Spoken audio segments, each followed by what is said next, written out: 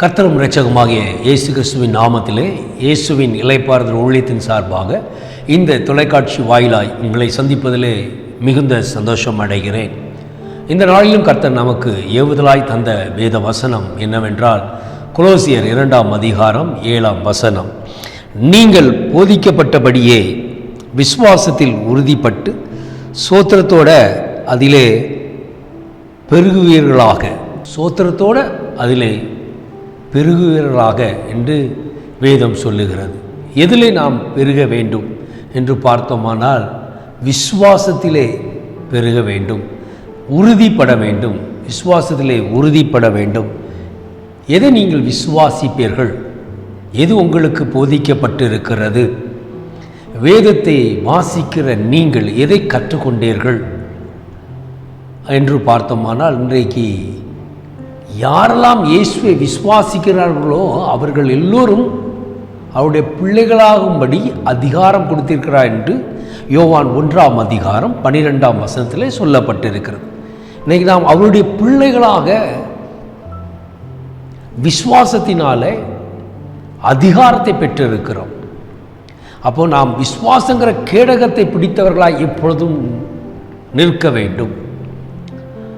மாமிசம் பலவீனம், ஆவியோ உற்சாகமானது. ஆனால் மாமிசம் ஆவிக்கு விரோதமாகும், ஆவி மாமிசத்துக்கு விரோதமாகும். ஒவ்வொரு நாளும் ஒவ்வொரு நொடியும் போராடி கொண்டே இருக்கிறது.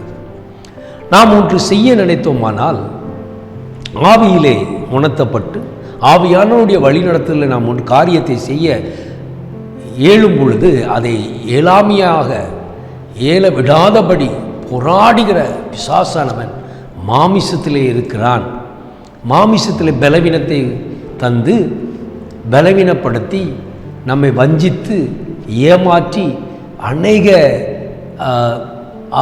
விசுவாசத்துக்குரிய ஞானங்களை நமக்கு போதித்து நம்மை விலை செய்து விடுவான். அப்போ இவனிலிருந்து நாம் தப்பித்து கொள்வதற்கும் எச்சரிக்கப்பட்டு வாழ்வதற்கும் இந்த வேதம் நம் கையில் கொடுக்கப்பட்டிருக்கிறது. வேதத்தை நாம் வாசிக்கும் பொழுது நம்முடைய வாழ்க்கை சீர்படும். நாம் வாழ்கிற அந்த நாட்களிலே நம் வாழ்க்கையை சீர்தூக்கி பார்ப்பதற்கு இந்த வேதம் நமக்கு தந்தொடரப்பட்டிருக்கிறது. இந்த வார்த்தையை நீ உட்கொள்ளும் பொழுது நாம் நம்மை சுத்திகரித்து கொண்டு இருக்கிறோம். இந்த வார்த்தை உள்ளே வரும் பொழுது அது நம் சரீரத்தை வெளிச்சமாய் மாற்றி கொண்டு இருக்கிறது. அப்போ இருளானது வெளிச்சத்தில் நிலை நிற்பதில்லை. வெளிச்சம் வந்த உடனே இருள் இருந்த இடமே அறியாமல் மறைந்து போய்விடும், இருள் நீங்கி போய்விடும். அதனால தான் அந்த வேதத்தை நாம் கற்றுக்கொள்ளுகிறோம். வேதத்தை கற்றுக்கொள்வது மாத்திரமல்ல, அதன்படி நடக்கிறவர்களாய் நாம் காணப்பட வேண்டும். போதிக்கப்பட்டபடி நாம் நடந்தோமானால் நம் வாழ்க்கையிலே சகலம் நன்மைக்கு எதுவாக மாறிவிடும். அப்போ இயேசுவை அன்போடு நேசிக்கிறேன் என்று சொன்னோமானால் எப்படி அது வெளிப்படுத்தப்படும் என்று பார்த்தோமானால், அனுதினமும் வேதத்தை நாம் வாசித்து அந்த வேதத்தை தியானித்து அதன்படி நடந்தோமானால் நாம் பாக்கியவான்களாய் காணப்படுகிறோம். நாம் செய்வதெல்லாம் பாக்கியம். காரணம், கர்த்தர் நம் மீது பிரியமாக இருக்கிறார். உண்மையிலே நாம் இயேசுவை நாம் நேசிக்கிறோம், அவருடைய பிள்ளைகளாய் வாழுகிறோம் என்று இருந்தோமானால் வேதத்தை கற்று அதன்படி நடக்கிறது தான் அவரை நேசிப்பதும் அவரை பின்பற்றுவதும். அப்போ போதிக்கப்பட்டபடி நாம் நடப்பதற்கு விசுவாசத்தில் உறுதியாய் இருக்க வேண்டும். எது போதிக்கப்பட்டது? எங்கெல்லாம் நமக்கு பிசாசனவன் கண்ணியை வைக்கிறான், எங்கெல்லாம் நமக்கு பலவீனத்தை கொண்டு வருகிறான், அங்கெல்லாம் நாம் பலப்படுவதற்காக, விசுவாசத்தில் நிலைத்திருப்பதற்காக, நம்மை உறுதிப்படுத்துவதற்காக பரிசுத்த ஆவியானவரை தேவன் நமக்கு தந்தருளினார். அப்போஸ்தலர் 1ஆம் அதிகாரம் 8ஆம் வசனம் சொல்லுகிறது, பரிசுத்த ஆவியானவர் வரும் பொழுது நீங்கள் பலனடைவீர்கள், முடிவு பரிந்துரமும் நீங்கள் சாட்சியாக இருப்பீர்கள் என்று எழுதப்பட்டிருக்கு. அதிகாரத்தை பெற்ற நாம், இயேசுவின் பிள்ளைகளாய் அதிகாரத்தை பெற்ற நாம், பரிசுத்த ஆவியானவர் நம்மை பலப்படுத்துகிறார். எங்கே பலப்படுத்துகிறார்?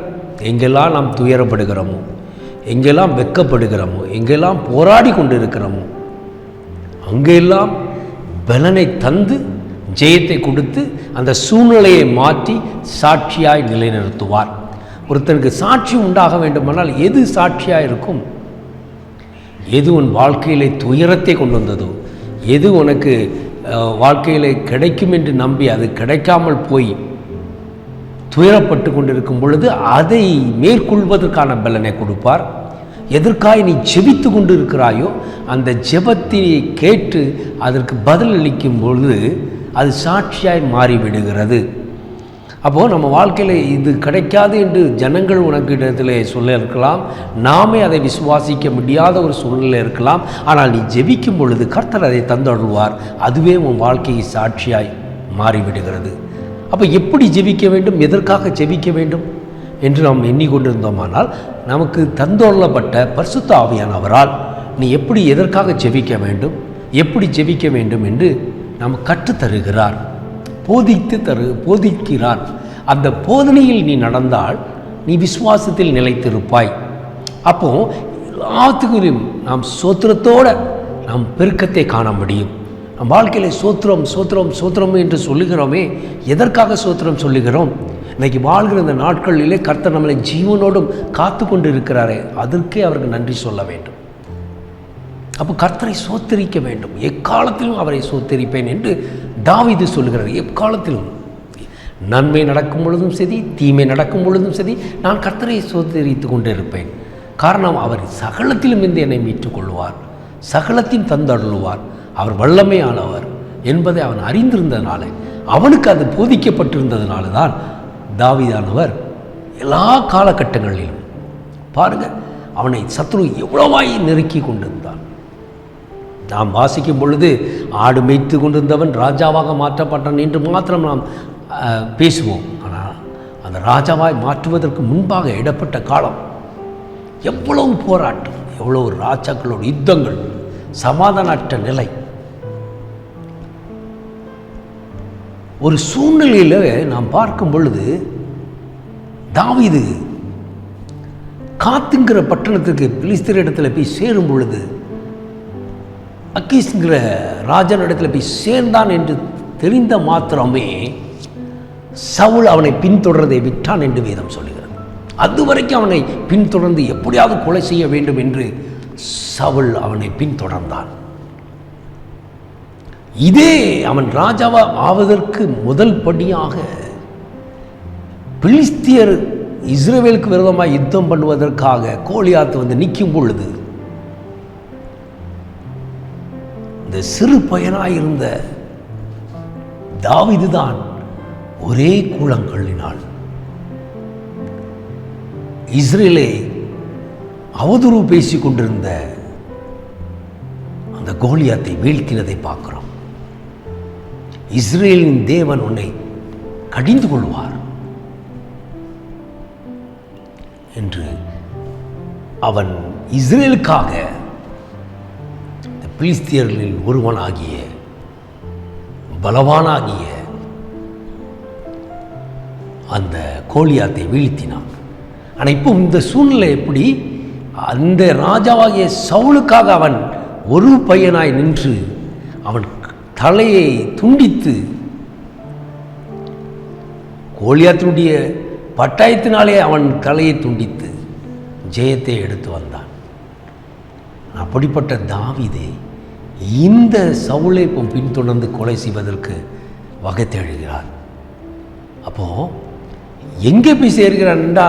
அதே பிலிஸ்தீர் இடத்துல இஸ்ரேலுக்கு விரோதமாய் நின்ற பிலிஸ்தீரில் ஒருவனை வீழ்த்தி ஜெயத்தை கொண்டு வந்த தாவீது இப்பொழுது அதே பிலிஸ்தீர் இடத்திற்கு இவன் தன்னை காத்துக்கொள்வதற்காக ஓடுகிற ஒரு சூழ்நிலை. அவன் அங்கே போனான் என்று அறிந்த பிறகுதான் தாவீதை விட்டான். சவுல் பின்தொடர்றதை விட்ட சவுல். நல்லா புரிந்து கொள்ளுங்கள். இப்படிதான் வாழ்க்கையில் அநேக போராட்டங்கள் வரும், பாடுகள் வரும். ஆனால் ஆவியானவர் நமக்குள் இருந்தால் அவர் சூழ்நிலைகளை மாற்றுவார். அவர் விசுவாசத்தில் உறுதியாக நிற்க கிருபை செய்வார். ஓடிக்கொண்டே இருப்பார். தாவீது ஓடிக்கொண்டே இருந்தான். அதே பெலிஸ்தர் அவனை அந்த யுத்தத்தில் புறமை தள்ளினார்கள், வேண்டாம் என்று விலக்கி விட்டார்கள். நாம் வாசித்தோமானால் 1 சாமுவேல் 30ஆம் அதிகாரத்தை வாசிக்கும் பொழுது அதை நாம் புரிந்து கொள்ள முடியும். அவனை ஏற்றுக்கொள்ளவில்லை பெலிஸ்தியர்கள். இப்படி நெருக்கப்பட்டவன் தான், பாடுகள் தான். ஆனால் அந்த நேரங்கள் எல்லாம் ஆவியானவர் அவனை பலப்படுத்தினதை நாம் பார்க்கிறோம். அவன் எக்காலத்திலும் சோத்திரம் சொல்லிக் கொண்டே இருந்தான். அதை பெருக்கத்தை கண்டான். கர்த்தர் மேல் விசுவாசம் வைத்திருந்தான், அதில் உறுதியாக இருந்தான். இன்னைக்கு நம்ம எப்படி இருக்கிறோம்? விசுவாசத்தில் உறுதியாக இருக்கிறோமா? நமக்கு என்ன போதிக்கப்பட்டு இருக்கிறது? ஏன் தாவீதை குறித்தெல்லாம் நாம் வாசிக்கிறோம்? ஏன் முடிந்த காரியத்தை குறித்து நாம் எழுதப்பட்டதை வாசிக்க சொல்லுகிறோம்? அதிலிருந்து நீங்கள் எதை கற்றுக்கொண்டீர்கள்? உங்களுக்கு என்ன போதிக்கப்பட்டு இருக்கிறது? நீங்கள் போதிக்கப்பட்டபடி நடந்தீர்களானால் நலமாயிருக்குமே. இப்படி அநேகர் போராடி ஜெயித்தார்கள். பவுல் கூட சொல்றார், நல்ல போராட்டத்தை போராடினேன், விசுவாசத்தை காத்துக்கொண்டேன், ஓட்டத்தை முடித்தேன் என்று சொல்லுகிறார். எனக்காக ஜீவ கிரீடம் வைக்கப்பட்டிருக்கு. நல்ல போராட்டத்தை போராடினேன், ஓட்டத்தை முடித்தேன், விசுவாசத்தை காத்துக்கொண்டேன், எனக்காக ஜீவ கிரீடம் வைக்கப்பட்டிருக்கு. அவருக்காக மாத்திரம் யாரெல்லாம் இயேசுவை விசுவாசிக்கிறார்களோ, ஏற்றுக்கொண்டார்களோ அனைவருக்கும் அந்த நீதியின் கிரீடம் வைக்கப்பட்டிருக்கிறது. அதை நாம் பெற்றுக்கொள்ள வேண்டும். அதுக்கு தான் நாம் பிரயாசப்படணும். அதற்கு உன் விசுவாசம் உறுதியாக இருக்க வேண்டும். போராடுவதற்கு உறுதியாக இருக்க வேண்டும், ஓடுவதற்கு உறுதியாக இருக்க வேண்டும், முடிப்பதற்கு உறுதியாக இருக்க வேண்டும். அது முடியும் நாள் வரைக்கும் விசுவாசத்தில் நிலைத்திருக்க வேண்டும். எந்த சூழ்நிலை வந்தாலும் சரி, சோத்திரத்தை விட்டுவிடாதபடி கர்த்தரை மகிமைப்படுத்தி கொண்டே இருக்க வேண்டும்.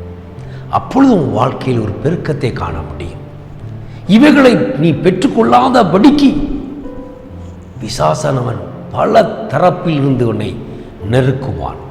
உன்னை வஞ்சிப்பதற்கும், உன்னை ஏமாற்றுவதற்கும், உன்னை பலவீனப்படுத்துவதற்கும், கர்த்தரை விட்டு உன்னை பிரிப்பதற்கும் அபவிசுவாசத்துங்கிற கிரியைகளை உனக்குள்ளாக நடப்பித்து கொண்டே இருப்பான்.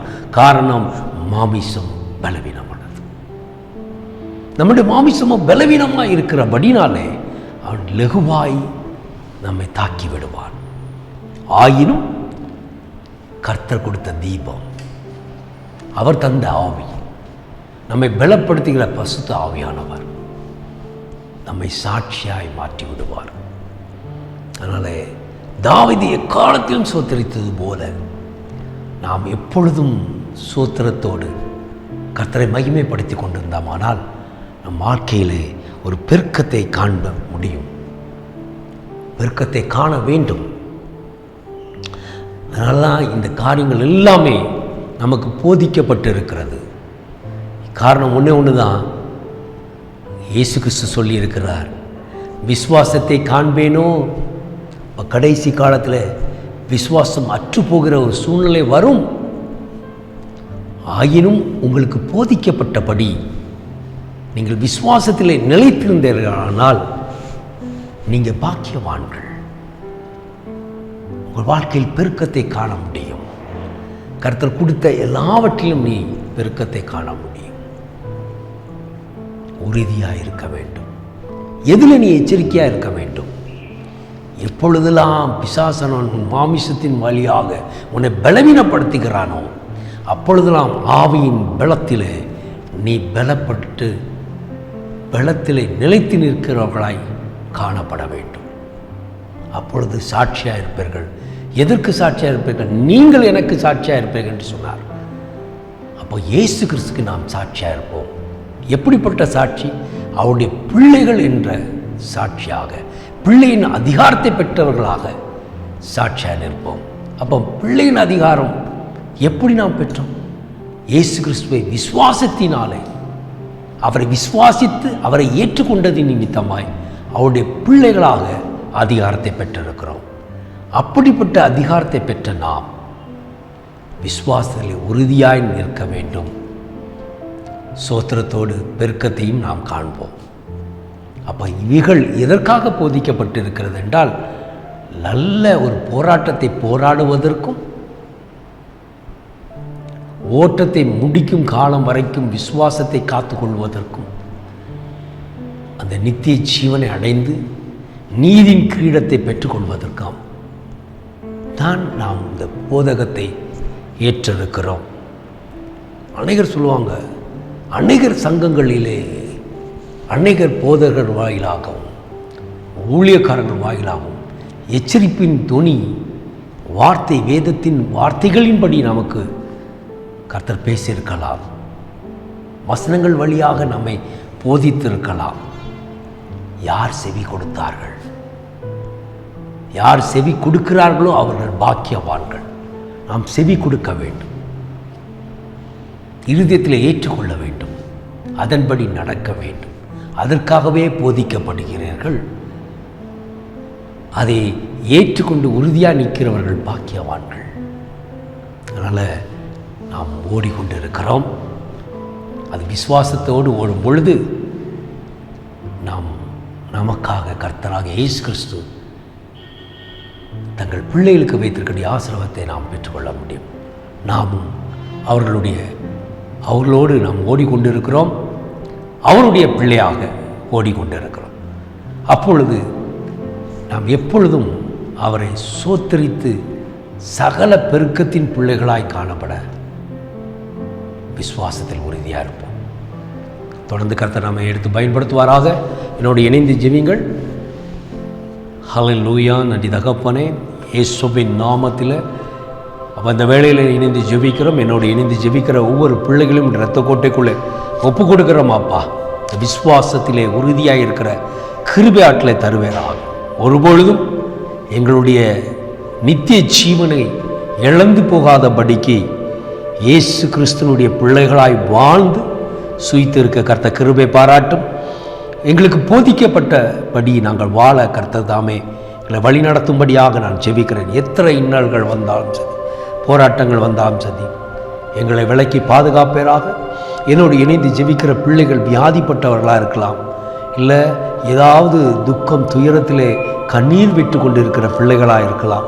இந்த சத்தம் துணிக்கிற இடமெல்லாம் தேவனுடைய பிரசன்னம் இறங்கட்டும். அநேகருடைய கெட்டுகள் அறுக்கப்படட்டும், பலவீனங்கள் நீங்கட்டும். விசுவாசத்திலே உறுதியாக நிற்கிற அனுபவத்தை கொடும். உம்முடைய கிருபை அவர்களை சொந்து கொள்ளட்டும். எடுத்து ஒவ்வொருவரையும் பயன்படுத்தும். இயேசு கிறிஸ்துவின் நாமத்தில் ஜெபிக்கிறோம் ஜீவனுள்ள நல்ல பிதாவே, ஆமென். கர்த்தர் உங்களை ஆசீர்வதிப்பாராக. தொலைபேசி எண்கள் கொடுக்கப்பட்டிருக்கிறது. இந்த தொலைபேசி எண்களை நீங்கள் தொடர்பு கொண்டு உங்கள் விண்ணப்பங்களை தெரியப்படுத்தலாம். அநேகர் விண்ணப்பங்களை தெரியப்படுத்தி ஜீவித்து வருகிறீர்கள். உங்கள் சாட்சிகளும் பகிர்ந்து வருகிறீர்கள். உங்கள் சாட்சிகள் நிலைத்திருக்கும்படி கர்த்தர் கிருபை செய்வாராக. அதுபோல் பார்த்து கேட்டுக்கொண்டிருக்கிற உங்களுக்கும் கர்த்தர் சாட்சிகளாய் நிலைநிறுத்துவாராக. உங்கள் சாட்சிகளை எங்களுக்கு பகிர்ந்து கொள்ளுங்கள். இயேசுவின் நாமம் மகிமைப்படுவதாக. ஆமென். God bless you.